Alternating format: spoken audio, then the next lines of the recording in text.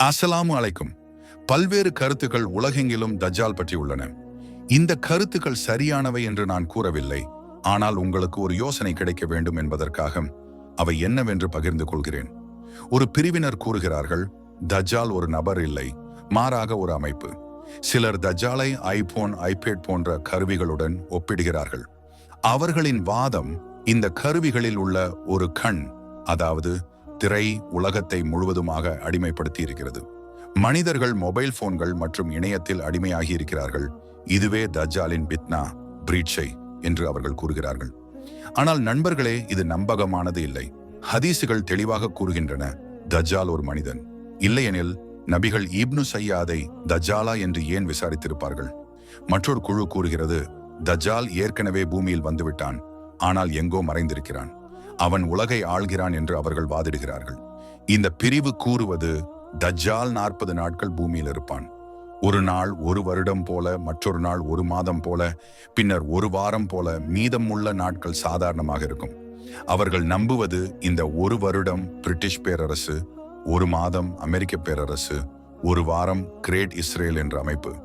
Great Israel அறிவிக்கப்படும் போது தஜ்ஜால் மீதமுள்ள 37 நாட்களுக்கு வெளிப்படுவான் என்று அவர்கள் கூறுகிறார்கள். இன்னொரு கருத்து, தஜ்ஜால் ஒவ்வொரு காலகட்டத்திலும் வெவ்வேறு வடிவங்களில் வருவான். 30க்கும் மேற்பட்ட தஜ்ஜால்கள் வருவார்கள் என்று ஹதீஸில் கூறப்பட்டுள்ளது. இறுதியாக ஒரு பெரிய தஜ்ஜால் வருவான். இப்னு சையாதின் கதை இதற்கு ஒரு உதாரணம்.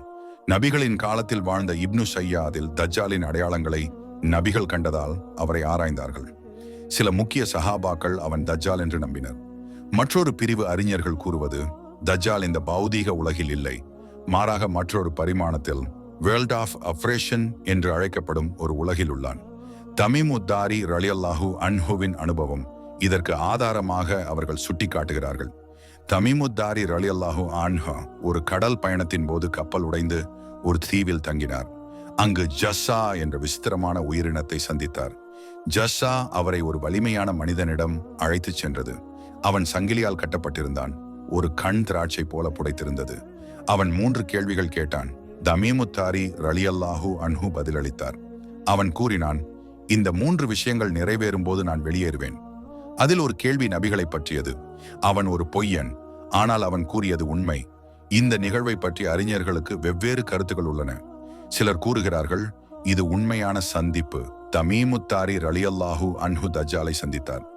மற்றவர்கள் கூறுகிறார்கள், இது ஒரு ஆன்மீக தரிசனம். வேர்ல்ட் ஆஃப் ஆபரேஷனில் தஜ்ஜாலை கண்டார். இந்த பரிமாண உலகம் நமது பௌதீக உலகத்திற்கும் இடையில் உள்ளது. அறிஞர்கள் கூறுகிறார்கள், தஜ்ஜால் அந்த உலகில் உள்ளான், ஆனால் வெவ்வேறு காலங்களில் மனித வடிவில் தோன்றுகிறான். அன்பர்களே, எதுவாக இருந்தாலும் தஜ்ஜாலின் பித்னா உலகம் கண்ட மிகப்பெரிய பிரீட்சையாக இருக்கும். அல்லாஹ் நம்மை அனைவரையும் காப்பாற்றட்டும். ஆமீன்.